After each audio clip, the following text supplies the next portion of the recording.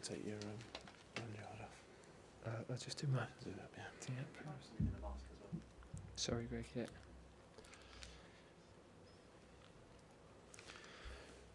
Shall I start as soon as it gets to p:30 or? It's 29 minutes past here.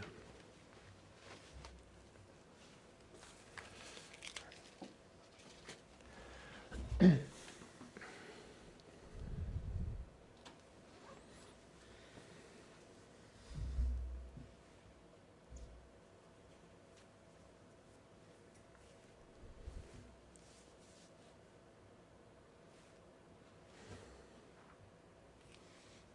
about 5 past. 25. 29 past. Oh, okay. Just waiting, yeah.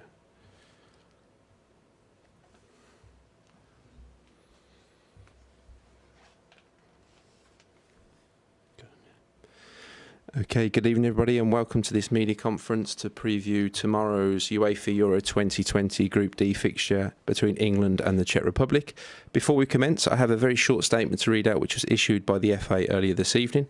It follows: as a precaution at this time and in consultation with Public Health England, Ben Chilwell and Mason Mount are isolating after interaction with Scotland player Billy Gilmour at Friday's match. The pair will be kept away from the rest of the England players and wider support team pending further discussions with PHE. The entire squad had lateral flow tests on Monday afternoon and all were again negative, as was the case with Sunday's UEFA pre-match PCR tests. We will continue to follow all COVID-19 protocols and the UEFA testing regime while remaining in close contact with PHE. Statement ends. As a result, Mason Mount was obviously due to join Gareth Southgate this evening, but unfortunately it wasn't logistically possible to find a replacement in time for 6:30 p.m. So we would offer our apologies for any inconvenience caused by that. So we'll start now with questions for Gareth, and we'll shortly with Simon Peach of the Press Association. Hi, Gareth. Just wanted to know what the situation is from your end. Will the two players, will they be unavailable for you tomorrow? Well, we don't know at the moment, Simon. There's obviously got to be quite a doubt, but there's still a lot of discussions and investigations going on behind the scenes.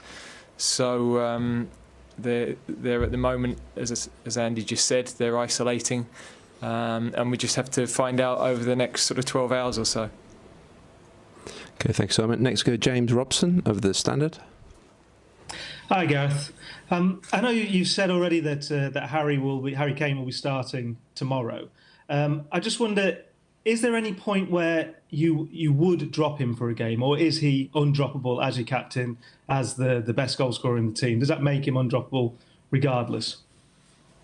Well, I think the only thing that's relevant is what I've said already this week, his importance to the team. He's been our best player, our most influential player, our most important player for a long period of time. And of course there's been moments where the likes of Raheem have probably had periods where he's been critical for our success as well in terms of the goal scoring.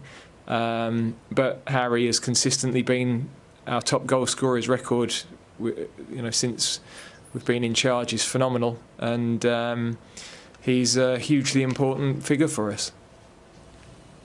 Thanks, James. Okay, a reminder to raise your hands as and when you do have a question. We'll next go to Rob Harris of AP. Hi, Gareth. Good luck for tomorrow.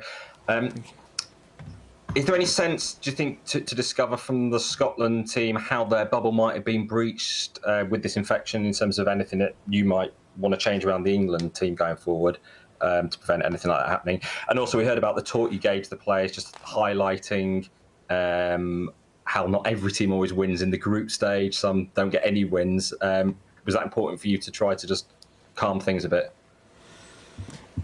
Yeah, I mean, in terms of the COVID regulations, I think every team is trying to apply those as vigorously as they can, and we've been living with that for, in a football sense, internationally, the last 10 months or so. So we're doing all we can on that front. In terms of the messaging to the players, yeah, I mean, I think there are going to be some teams in this tournament who win all 3 of their group matches, but there will only be a few of those, and the objective has been to qualify. I think it was important that the players understood, firstly, a lot of them now know what a unique game England against Scotland is.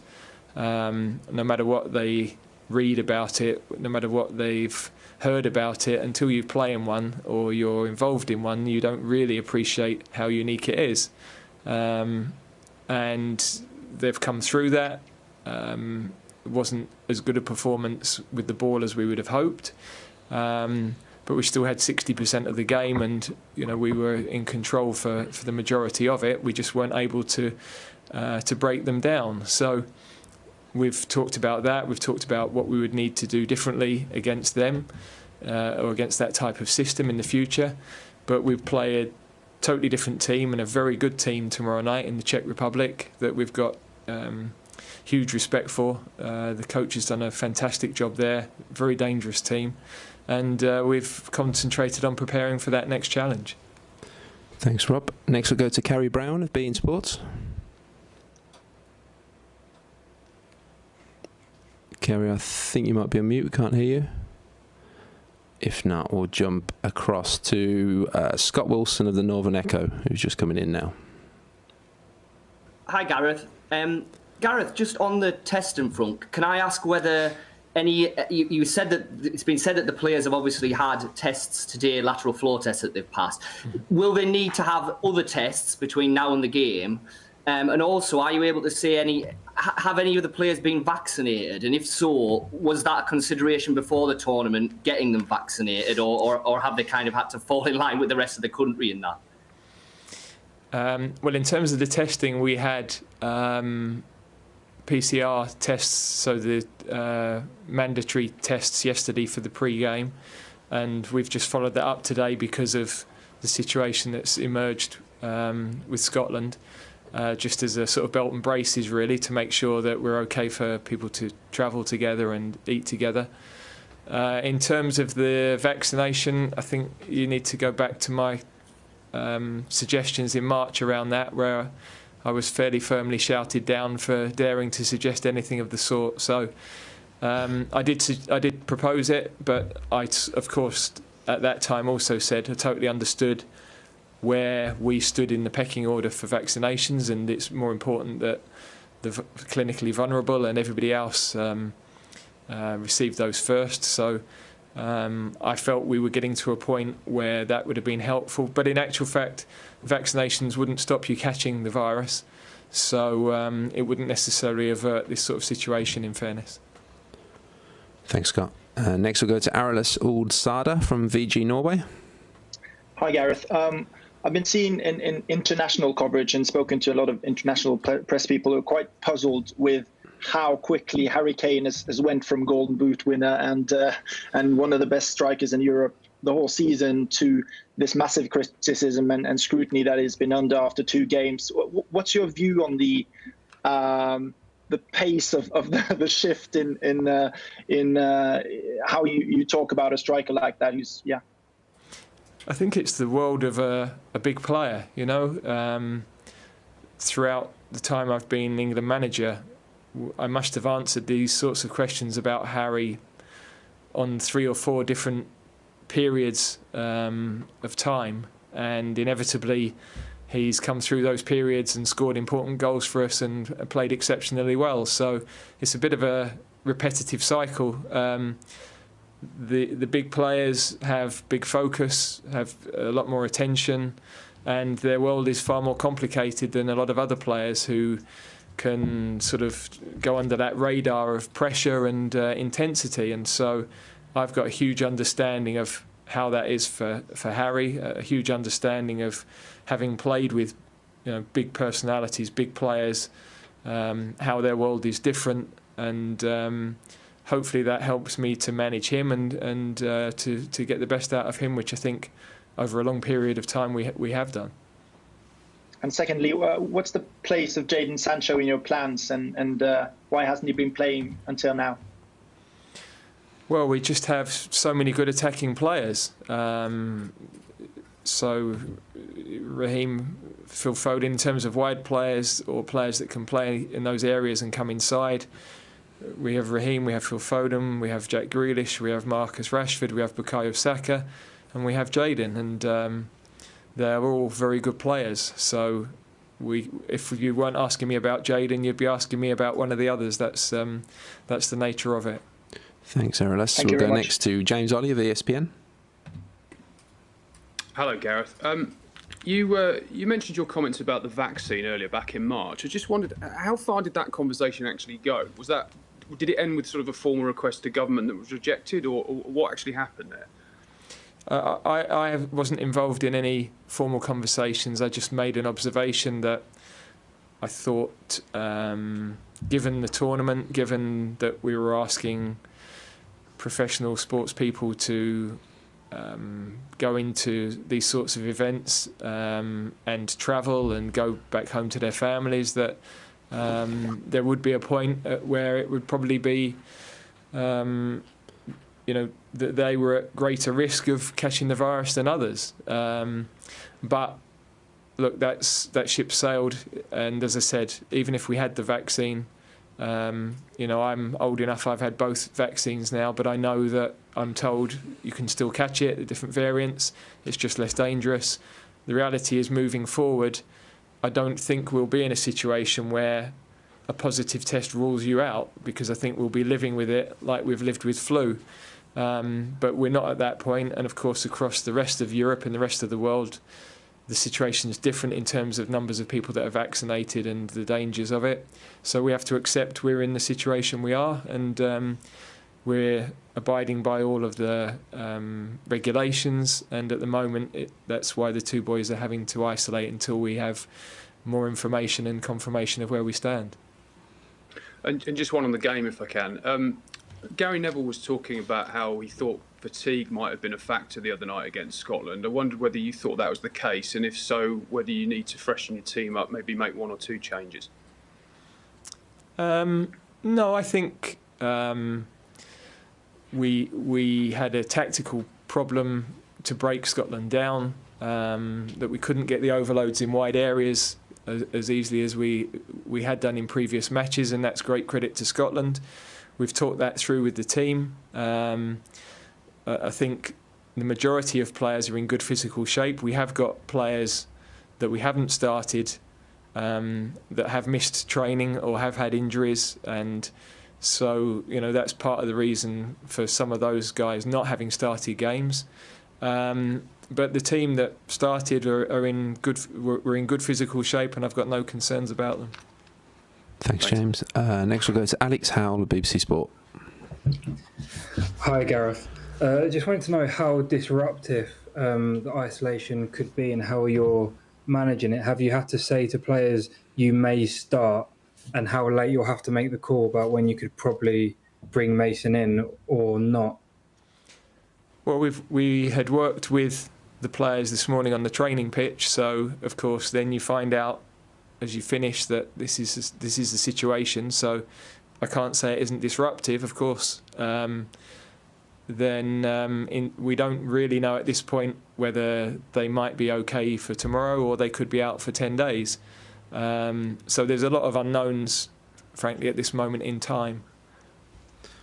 So does that mean, do you have to have conversation with players who potentially weren't going to be involved to say, get ready, you could be starting?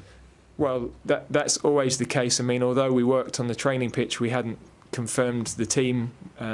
We put some players in and moved them around, and so we hadn't confirmed the team yet, and we'll wait until the morning when we're really clear on the final situation on the two boys as to where we stand, really. Thanks, Alex. Next we'll go to Charlotte Harper from The Athletic.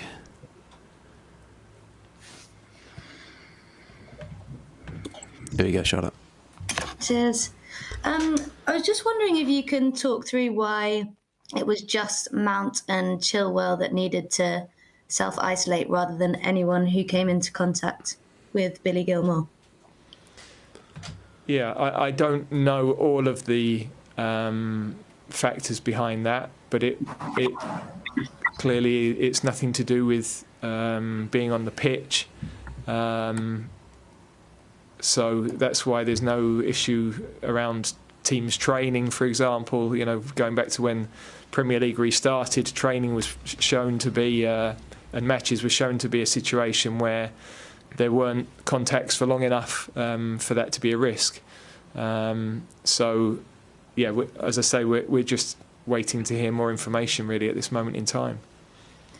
And if I can just pick your brains really on the process, is it Public Health England that approaches you, or do the England team say these are the close contacts and you advise them? Or who, if you understand, who moves first and provides which information?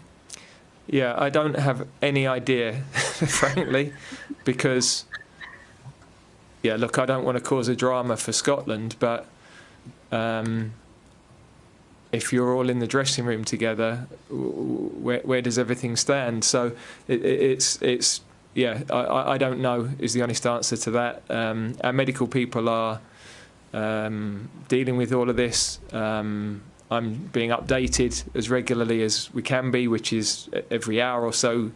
There's a little bit more information, and we have to accept whatever the situation is and adapt to it. That's the world we're all living in across every family and across every sport and every business. Thanks, Charlotte. Next we go to David Freeler, the Scottish Sun. Hi Gareth, how are you doing? Hi there. Obviously your own plans have been disrupted and Steve Clarke's plans have been disrupted on the eve of one of Scotland's biggest games for 25 years. Do you have sympathy or empathy for Steve, given what's going on and what you're also going through? Because there's a lot of uncertainty in Scotland too. Absolutely. You know, I think, I mean, his plans were disrupted before the tournament. Ours have been as well, with late report of players and but then, you know, Spain had a similar situation. They've ended up drawing their 2 games. Denmark have obviously had a tragic situation. So, you know, this is tournaments. You have to adapt. You have to respond. It's why the depth of the squad is so important. It's why calmness around what's going on at any given time is really critical, I think. And that's how we've responded. We don't have all the information, so we're going to take our time to see exactly where we stand in the morning. And I guess it will be the same for Steve. I'm sure he's dealing with it in the same way. And would you hope for Scotland and for England that with no more negative tests, that will be the end, in the sense of people following regulations, but there'll be no more players ruled out? So I didn't hear the first part. The first bit of Do you just hope for Scotland's sake and for your own sake that with everybody's tested negative in your own camp and the Scotland camp as well, that would hopefully be the end in terms of anybody else having to miss out? Yeah, but we know that these things can appear 4 or 5 days down the line. So that's what we've been living with all year in a football sense. Every time we're tested, you're trying to do everything right across the camp. We've had nothing all year, but we know a lot of that has been good practice, but some of that has been good fortune, frankly. And there's just so many touch points of interactions that being in the bubbles as they've been has limited. But yeah, we're dealing with something that is you know, very, very difficult to control entirely, and I think we've all accepted that and understood that for the entire season. Thanks, David. Next we'll go to Jerry Cox, Haters. Hi, Gareth. You okay? Good, Jerry. You? Yeah, good. It was a year ago yesterday that football returned after the first lockdown, and obviously we're still having these issues and this level of disruption. Do you think we now have to accept that for the foreseeable future, football players, coaches, fans, everyone really has to accept that these things are going to be part and parcel of the game? I think coaches have accepted it. It's obviously a massive disappointment for players to miss any matches, but we are in the same situation as everybody else in the country, and other people their working lives have been affected, their ability to earn money. So, you know, and of course, in a more serious sense, you know, the deaths that we've had and the casualties that we've had. So, you know, we've of course, at this moment in time, ours is a high-profile situation. It's not ideal, but in context, it's one we have to adapt and adjust to. Thanks, Jerry. And next we'll go to Theo Squires, the Liverpool Echo. Hi, Gareth. Obviously, if Mason is unavailable to play, you will need to make one change in midfield. I know you've mentioned that you're not worried about fatigue in the squad, but considering you've had Harry Maguire and Jordan Henderson, who have been carrying these injuries, how would you feel about them going into this game? Would they be in a position to start, or is it one we still got to tread carefully with them? Well, slightly different situations given the length of time they've missed. But both are training very well, and both will be involved tomorrow. So we're happy with their progress. They've already, without being on the pitch, had a massive impact around the training sessions, around the squad. So I couldn't be happier with the way our playing group and the senior players in particular, the influence they've had and the impact that they've had. But of course they want to get on the pitch, and we're hoping that they can play a big part in this tournament still for us. And going back to Harry Kane, obviously you got Dominic Calvert-Lewin there as a alternative to him. If he's having another quiet game against Czech Republic, how do you feel about throwing Calvert-Lewin on? I know he got his chance as a late sub against Croatia, but you've turned to Marcus Rashford before him in the last 2 games. He's had a good season himself. He's scored a lot of goals. Is he someone you could see leading this line for England if Kane continues to not be at his best? Well, let me separate that question. Harry, I'm sure, is going to be playing well for us, and is going to have a big impact tomorrow. So I'm not worried about that. Are we pleased to have Dominic in our squad? Yeah, absolutely. He's a very good centre forward, and he had a big impact for us in the autumn. So it's good that we've got him and Marcus, who can play as 9s in the team. But I think they understand in terms of their challenge with Harry, and obviously Marcus can play wide as well. But they understand who our best number 9 is, and the scoring pedigree and the importance to the team of Harry's status and his role for us. Thanks, Theo. Okay, we have no further hands raised, so we'll conclude the media conference at this point. Thanks for joining us this evening.